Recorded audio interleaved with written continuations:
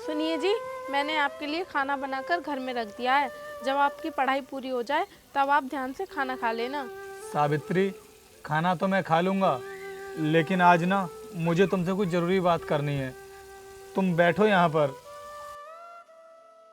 जी बताइए। सावित्री, तुम मुझे ये बताओ कि तुम मेरे लिए इतनी मेहनत क्यों कर रही हो?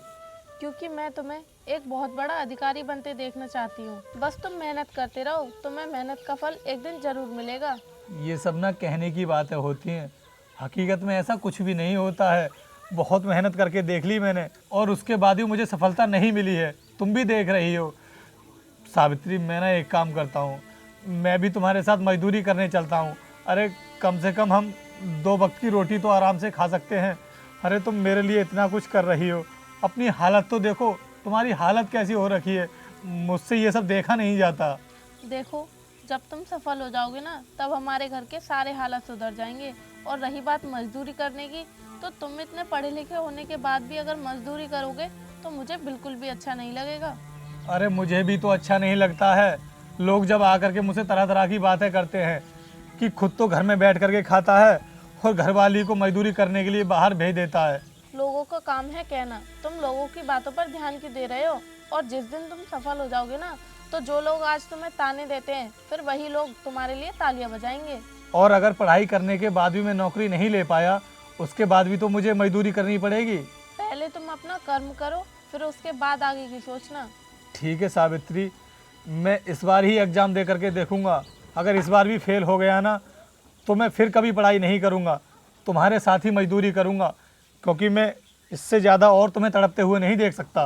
तुम सही से मेहनत करो और मुझे पूरी उम्मीद है कि इस बार तुम्हारा सिलेक्शन हो ही जाएगा, क्योंकि भगवान भी सब देख रहे हैं। वो इस तरीके से मेरी मेहनत को बेकार तो नहीं जाने देंगे। चलो ये सब बातों को छोड़ो और तुम भी अपनी पढ़ाई पर ध्यान दो। अब मैं भी मजदूरी करने के लिए जा रही हूँ, ठीक है? ठीक है।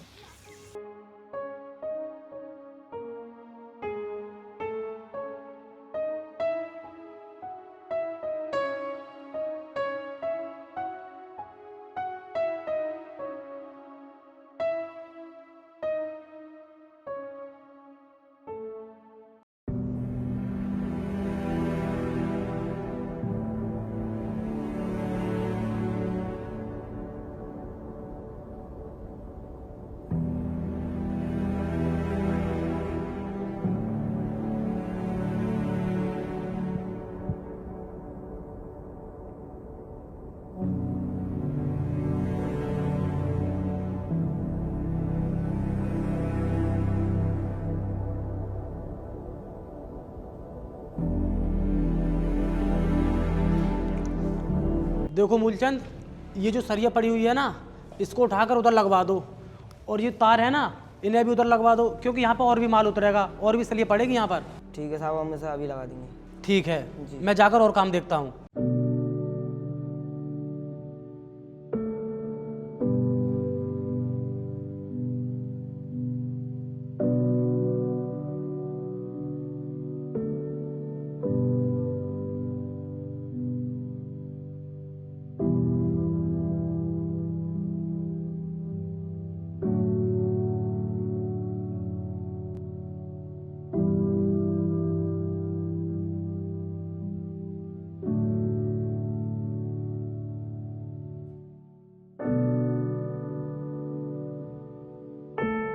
हाँ भाई, क्या कर रही है यहाँ पर बैठकर? वो साहब खाना खा रही थी। बहुत जल्दी भूख लग गई तुझे? कितनी ठेली भरती सुबह से? साहब, मैंने सुबह से 10 ठेलियाँ भर दी। अरे 10 ठेलियाँ ज़्यादा नहीं होती हैं। एक काम कर, ये खाना बाद में खा लेना, ठेली आ गई, पहले ठेली भर दे जाकर। साहब, आप 10 मिनट रुक जाइए ना, बस 10 मिनट में मैं खाना खाकर ठेली भर दूंगी। मैंने तुझे एक बार में बता दिया, फिर भी तेरी समझ में नहीं आया। साहब, आप समझने की कोशिश कीजिए ना। आज मैं सुबह घर से कुछ भी खाकर नहीं आई थी, इसीलिए मुझे बहुत तेज भूख लग रही है। आप मुझे खाना खा लेने दीजिए, उसके बाद में मैं ठेली भर दूंगी। अरे तेरे खाना खाने के चक्कर में अगर वो कस्टमर किसी दूसरी जगह पर चला गया तो? अरे मेरा तो कस्टमर कम हो जाएगा, इसलिए चुपचाप अपना मुंह बंद कर और जाकर ठेली भर दे। साहब, खाना खाने के बाद पूरे दिन काम ही करूंगी मैं। आप अपने कस्टमर से जाकर के कह दीजिए ना कि वो 10 मिनट के लिए रुक जाएं। बस 10 मिनट में मैं खाना खा लूंगी। देख, तू मुझसे ज्यादा बहस मत कर, वरना मैं तुझे काम से निकाल दूंगा। साहब, हम काम भी तो अपना पेट भरने के लिए कर रहे हैं। जब हमारा पेट ही नहीं भरेगा तो फिर काम कैसे करेंगे? अरे तुझ जैसी औरत को तो काम पर रखना ही नहीं चाहिए था। इसलिए तू अपना खाना उठा और जिंदगी भर खाना ही खाते रहना, क्योंकि मैं तुझे अपने यहाँ पर काम पर नहीं रखने वाला हूँ। इसलिए चल निकल यहाँ से। अरे नहीं नहीं साहब, ऐसा मत करना, हमें काम से मत निकालिए।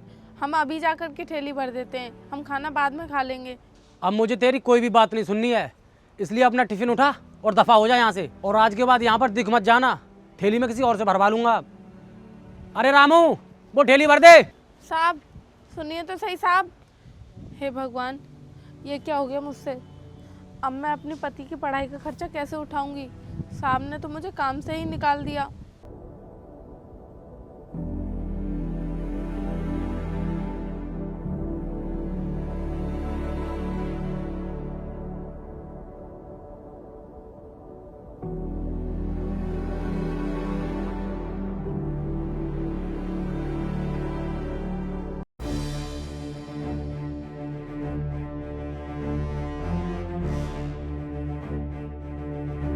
हाँ भाई, 2 चाय भिजवा दे।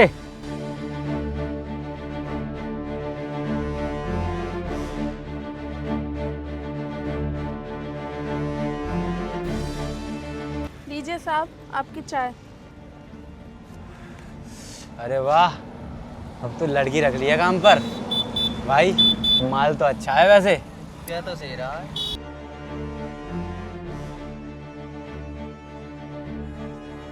जागा रही हो, चाय उठाकर कौन देगा? अरे साहब, ये क्या बदतमीजी है? मैंने आपको चाय दे तो दी, आप उठाकर खुद पी सकते हो। हाथ क्यों पकड़ रहे हो आप मेरा? अरे अभी तो बदतमीजी की भी नहीं और बदतमीज कह रही है।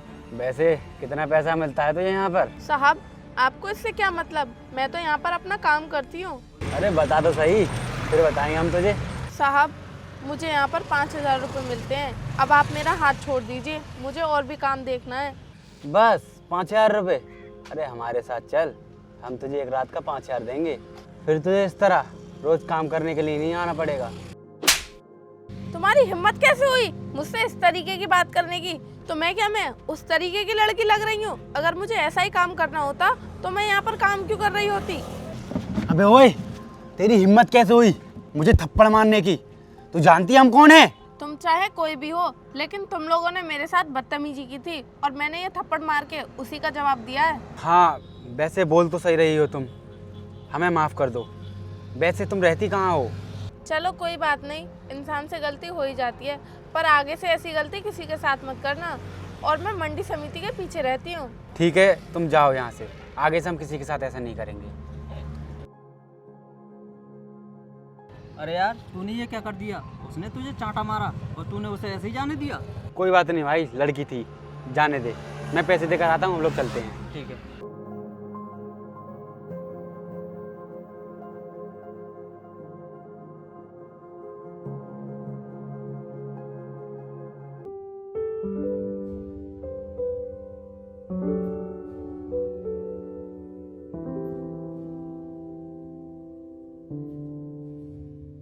अरे क्या बात है, आज आप पढ़ाई नहीं कर रहे अपनी? हाँ नहीं कर रहा मैं अपनी पढ़ाई, और आगे से अब कभी पढ़ाई करूंगा भी नहीं। क्यों, क्या बात हो गई? बताओ तो सही। पहले तुम मुझे बताओ, तुम कहाँ से आ रही हो? कहाँ से आ रही हूँ? मैं सुबह आपको बताकर तो गई थी कि मैं काम पर जा रही हूँ, वहीं से आई हूँ मैं। अच्छा तो तुम काम करके आ रही हो। वैसे कहाँ पर करती हो तुम काम?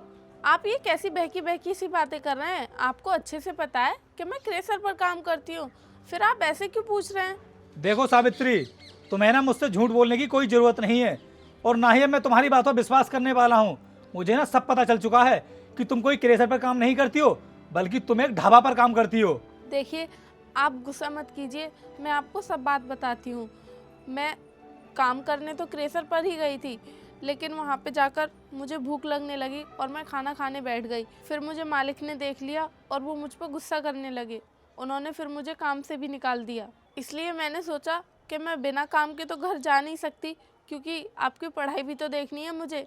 इसलिए मैंने जाकर ढाबे पे बात की और उन्होंने मुझे काम दे दिया, और अब से मैं ढाबे पर ही काम किया करूँगी। और आपको पता है वहाँ पर काम भी बहुत अच्छा है और वहाँ के मालिक भी बहुत अच्छे हैं। वो तो मुझे पता है कि तुम्हारा कितना अच्छा काम है ढाबे पर, देखो सावित्री, मैं तुम्हें साफ साफ बोल रहा हूँ कि अब से मैं तुमको कोई भी काम नहीं करने दूंगा। जो भी काम करना होगा मैं खुद करूँगा। और ये जो तुम मुझे अधिकारी बनाने का सपना देख रही हो ना, उसे भूल जाओ, क्योंकि अब मैं तुम्हारी ऐसी हालत होते हुए नहीं देख सकता। लेकिन ढाबे पर काम करने में दिक्कत क्या है? अच्छा काम तो है वहाँ पर। ढाबे पर जो लड़के तुम्हारे साथ बदतमीजी कर रहे थे, तुम्हारा हाथ पकड़े हुए थे, और तुम बोल रही हो ढाबे पर काम करने में क्या दिक्कत है? सावित्री, तुम्हें नहीं पता है कि ढाबे पर हमेशा ज्यादातर गलत लोग ही आते हैं, और शराब पी करके, सिगरेट पी करके, पता नहीं कौन कौन से गलत काम करते हैं वो। और तुम ढाबे पर काम करोगी तो तुम्हारे साथ वो लोग ऐसी ही हरकतें करेंगे। इसलिए मैं अपनी पत्नी को ना ऐसी हालत में देख नहीं सकता, और ना ही मैं तुम्हारी बेइज्जती होते हुए देख सकता। इसलिए अब से मैं तुमको काम नहीं करने दूंगा। मैं खुद मजदूरी करने के लिए जाऊंगा और तुम घर में रहोगी। हाँ, माना कि वो लोग मुझसे बदतमीजी कर रहे थे, लेकिन बाद में उन लोगों ने मुझसे माफ़ी भी मांग ली थी। अच्छे लोग थे वो। लेकिन आप मुझे ये बताइए कि आपने ये सब कहाँ से देख लिया? मेरी नोटबुक भर गई थी तो मैं उसी को लेने गया था। जब मैं वापस लौट रहा था तभी मैंने तुमको उस ढाबे पर काम करते हुए देखा था। अरे छोड़ो इन सब बातों को, आगे से ऐसा कुछ नहीं होगा। तुम बस अपनी पढ़ाई पर ध्यान दो। लेकिन सावित्री, चुप रहो तुम, अब कुछ मत बोलो। तुम बैठो, मैं तुम्हारे लिए खाना बनाती हूँ।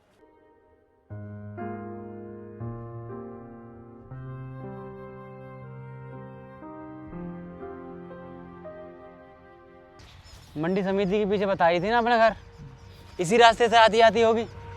आज ना अच्छे से सॉरी बोल देंगे उसे।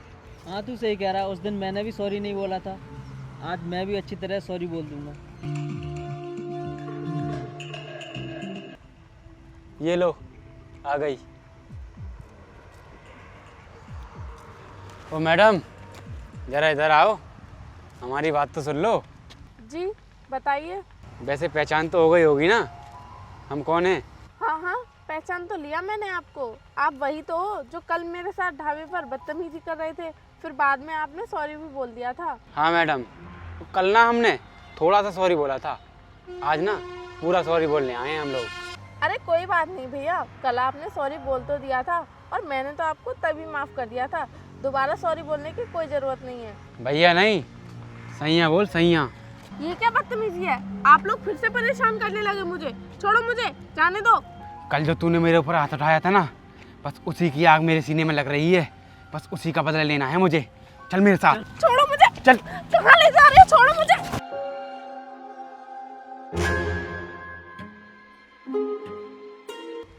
अरे जा जा, कल को इसी रास्ते से आना है तुझे, कल देख लेंगे। चल चलते हैं।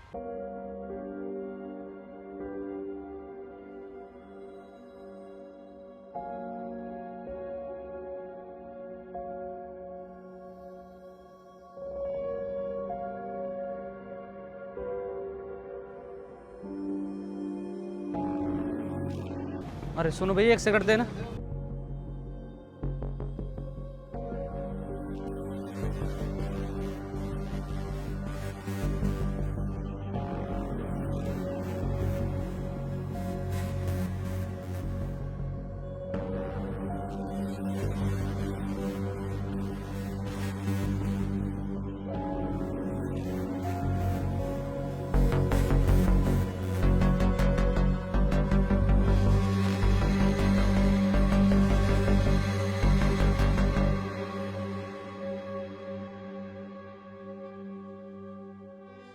अरे साहब रुकिए साहब, आपका कुछ सामान रह गया साहब।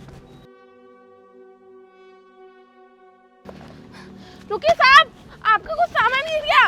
अरे साहब, साहब रुकिए साहब। ये साहब तो चले गए, पता नहीं ये किस चीज़ के कागज होंगे। मैं तो पढ़ना लिखना भी नहीं जानती, जो इन्हें देख लेती। एक काम करती हूँ, इनको अपने पास ही रख लेती हूँ। जब शाम को घर जाऊंगी तब अपने पति को दिखा दूंगी।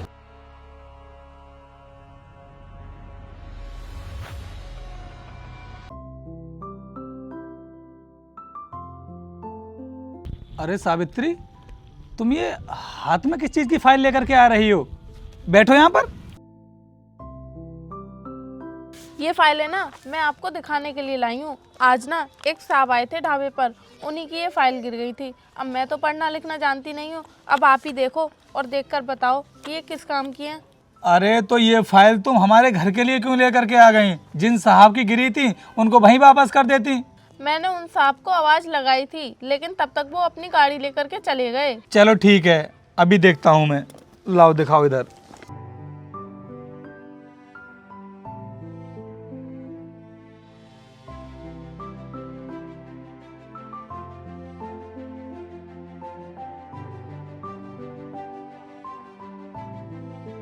अरे सावित्री, ये तो किसी पुल का टेंडर है। ये क्या होता है? अरे सावित्री, तुमने पुल तो देखे होंगे ना, जो नदियों के ऊपर पुल बने होते हैं। ये टेंडर ना उन्हीं पुलों का है। जिन साहब की फाइल गिरी है ना, वो साहब बहुत बड़े ठेकेदार होंगे और वो पुलों का टेंडर लेते होंगे।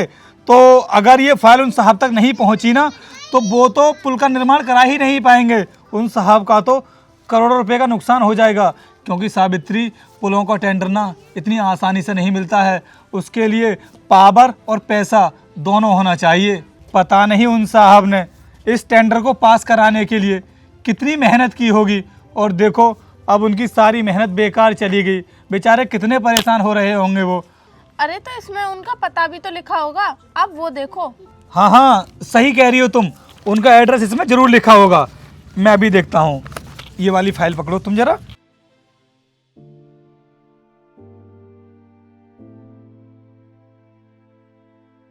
हाँ सावित्री, मिल गया उन साहब का आधार कार्ड, और इस पर ना उनका एड्रेस भी लिखा हुआ है। ठीक है जी, चलिए तो हम उन साहब के घर जाकर उनको ये फाइल दे देते हैं। हाँ वैसे बोल तो सही रही हो तुम, हम ये फाइल ना उन साहब के पास पहुंचा ही देते हैं, क्योंकि वो भी तो बहुत परेशान हो रहे होंगे। चलो चलते हैं हम उनके पास। ये पकड़ो फाइल है तुम, मैं अपनी किताबें रख देता हूँ घर में।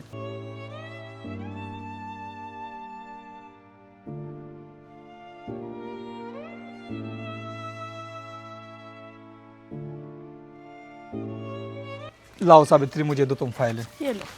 आ जाओ। अरे नहीं नहीं मिश्रा जी, ऐसी कोई बात नहीं है। अरे मैंने तुम्हारे लिए ना 2000 खंबे पहले से ही तैयार करवा दिए हैं। आप जब भी आओ उठा सकते हो, कोई दिक्कत नहीं है। चलो ठीक है। और भाई कहाँ जा रही है? सावित्री, कौन है ये? ये वो क्रेशर वाले मालिक हैं जिनके यहाँ पर मैं पहले काम करती थी। हाँ तो क्रेशर के मालिक हैं तो अपने लिए हैं, हमें क्यों रौब दिखा रहे हैं इसका? साहब, आपको बिल्कुल भी तमीज नहीं है क्या? आप हमारी वाइफ से किस तरह से बात कर रहे हैं? अबे वो 2 कौड़ी के मजदूर, तेरी ना मेरे आगे कुछ भी औकात नहीं है। अरे मैं एक क्रेशर का मालिक हूँ। देखिए साहब, बेशक आपके सामने हमारी कोई औकात नहीं है, लेकिन इज्जत तो है। आप इस तरह से हमारी वाइफ से बात नहीं कर सकते। जब तुझे अपनी इज्जत का इतना ही ख्याल है तो फिर अपनी घरवाली से काम क्यों करवाता है? अरे घर में बिठा कर रखना इसको। अगर तू इसे काम पर भेजेगा ना तो लोग इसके साथ छेड़छाड़ भी करेंगे और इसकी बेइज्जती भी होगी। अजी आप इनके मुंह क्यों लग रहे हो? चलो हम अपने काम से चलते हैं। बोल तो ऐसे रही है जैसे कहीं मीटिंग अटेंड करने जा रही हो। अरे किसी ने काम पर नहीं रखा हो ना तो मेरे पास ही आ जाना, मैं दोबारा से काम पे रख लूँगा तुझे, क्योंकि तू ना बहुत खूबसूरत है इसलिए। ये ऐसे नहीं मानेगा, इसको मैं अभी बताता हूँ। अरे छोड़ो आप, चलो हम अपने काम से चलते हैं। ले जा, वरना इसका भूत उतर जाएगा मेरे हाथों से।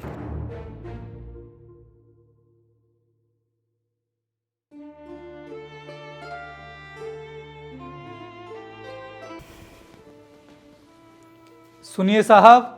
अरे कौन हो तुम लोग जो मेरे घर में घुस गए? साहब, अजय नाम आप ही का है क्या?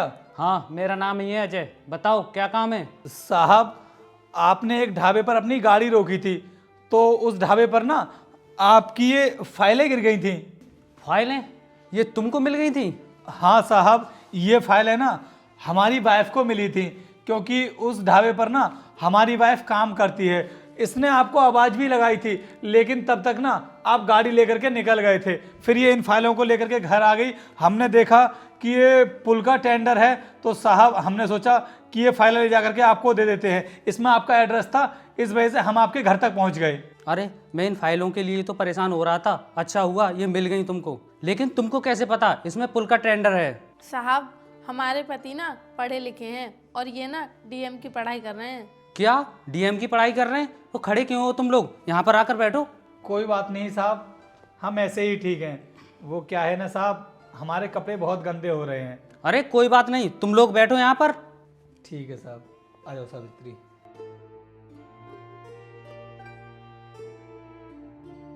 साहब ये लीजिए अपनी फाइल। आज तुम्हारी वजह से ना मेरे करोड़ों रुपयों का नुकसान होने से बचा है। साहब मुझे पता है कि इस टेंडर को लेने के लिए आपने बहुत मेहनत की होगी, इसीलिए तो हम आपके घर तक आ गए। वैसे किस कोचिंग सेंटर से पढ़ाई कर रहे हो तुम आईएएस की? अरे साहब कोचिंग सेंटर का तो हमने आज तक मुँह ही नहीं देखा है, क्योंकि साहब कोचिंग सेंटर में तो लाखों रुपए फीस भरनी पड़ती है और हमारे पास तो लाखों तो छोड़ो हज़ारों रुपए भी नहीं है। हम तो बस घर से ही अपनी पढ़ाई कर रहे हैं, क्योंकि साहब हमारी जो वाइफ है ना वो बहुत मेहनती हैं।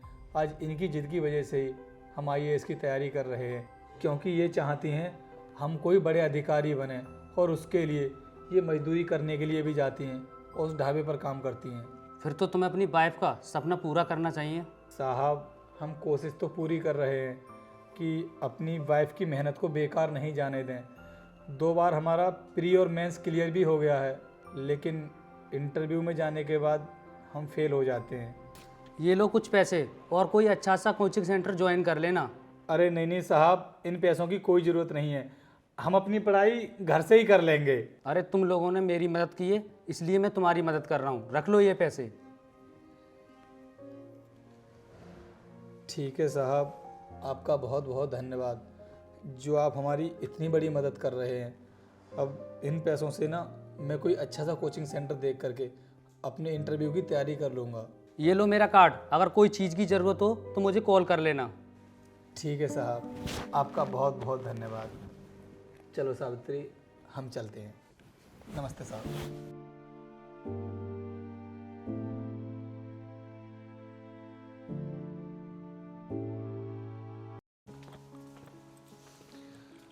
सावित्री आज मेरा सर्विस में पहला दिन है, तो सबसे पहले इस कुर्सी पर मैं तुमको बैठाना चाहता हूँ। बैठो तुम। अरे नहीं नहीं जी, ये आप क्या कर रहे हैं? आपने मेहनत की है तो इस कुर्सी पर बैठने का हक भी आपको है। शायद तुम भूल रही हो, सपना बेशक था मेरा आईएएस बनने का, लेकिन उस सपने को साकार तुमने किया है और आज तुम्हारी वजह से ही मैं यहाँ तक पहुँचा हूँ। इसलिए सबसे पहले इस कुर्सी पर बैठने का हक सिर्फ तुमको है। बैठो तुम। May I coming sir? Yes please come इन।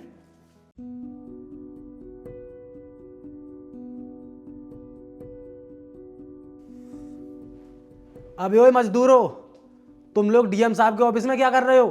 तुम थोड़ा तमीज से बात करो, तुम्हें पता भी है तुम किससे बात कर रहे हो? मैं मजदूरों से इसी तरह बात करता हूँ। लेकिन अब आगे से नहीं करोगे। मजदूरों से बात करने का लहजा बदल दूंगा मैं तुम्हारा। अभी तो तुम्हारा एक ही क्रेशर सील किया है मैंने। आने वाले समय में जितने भी क्रेशर तुम्हारे चल रहे हैं ना, वो सब के सब सील होने वाले हैं। अबे ओए क्या मतलब है तेरा? थोड़ा मुझे सही से समझा। मेरे पति इस जिले के नए आईएएस ऑफिसर हैं। क्या कहा? IAS officer? लेकिन तेरा पति आईएएस ऑफिसर कैसे बन गया? मेहनत और लगन से इंसान अपनी जिंदगी में कुछ भी हासिल कर सकता है। बस एक सही से साथ देने वाला जीवन साथी होना चाहिए। अगर मेरी वाइफ मुझे मोटिवेट नहीं करती और दिन रात मेहनत नहीं करती मुझे पढ़ाने के लिए, तो शायद आज मैं इस ऑफिस में नहीं होता। सॉरी सर, माफ़ कर देना मुझे जो मैंने आपसे इस लहजे में बात की। सर आप मेरी फाइल देख लीजिए प्लीज़। अपनी फाइल अपने पास रखो, मुझे तुम्हारी फाइल देखने की कोई ज़रूरत नहीं है। मैंने कहा ना तुमसे अभी कि अभी तो तुम्हारा एक ही क्रेशर सील किया है। आने वाले समय में मैं तुम्हारे सारे क्रेशर सील करने वाला हूँ। और तुम ये मत समझना कि मैं तुमसे पुरानी बातों का बदला ले रहा हूँ। मैं कोई तुमसे बदला नहीं ले रहा हूँ, बल्कि जो तुम इलीगल काम कर रहे हो ना, उसकी वजह से मैं तुम्हारे क्रेशर सील कर रहा हूँ। सर मेरे जितने भी इलीगल काम हैं आप उनको सील मत कीजिए। आपको जितना % चाहिए मैं आपको दे दिया करूँगा। ये नौकरी पैसे कमाने के लिए नहीं, बल्कि देश की सेवा करने के लिए की है। सर प्लीज़ आप मेरे साथ ऐसा मत कीजिए, वरना मैं रोड पर आ जाऊँगा। रोड पर तो आ ही चुके हो तुम, बस जेल जाना बाकी है। इसलिए जितने जल्दी हो सके ना ऑफिस से बाहर निकल जाओ। बहुत जल्द तुम्हारे खिलाफ अरेस्ट वारंट इशू हो जाएगा। निकलो यहाँ से। सॉरी सर, माफ़ कर दीजिए मुझे। Get out, I said get out. ठीक है, अब आप बैठिए और काम कीजिए, मैं घर जाती हूँ। ठीक है। और सुनो, मैं श्यामलाल से बोल देता हूँ, वो तुम्हें गाड़ी से घर ड्रॉप कर देगा। ठीक है।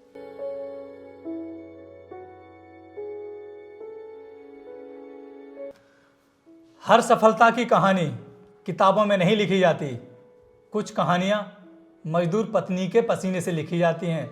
जिस घर में पत्नी का त्याग हो वहाँ किस्मत खुद सलाम ठोंकती है। तो दोस्तों, अगर आपको वीडियो पसंद आई हो तो वीडियो को ज़्यादा से ज़्यादा लाइक करें, अपने दोस्तों के साथ में शेयर करें, और अगर आप हमारे चैनल पर नए हैं तो इसको सब्सक्राइब करना। बहुत जल्द मिलते हैं आपसे नई वीडियो में किसी नए टॉपिक के साथ में। तब तक के लिए जय हिंद, जय भारत।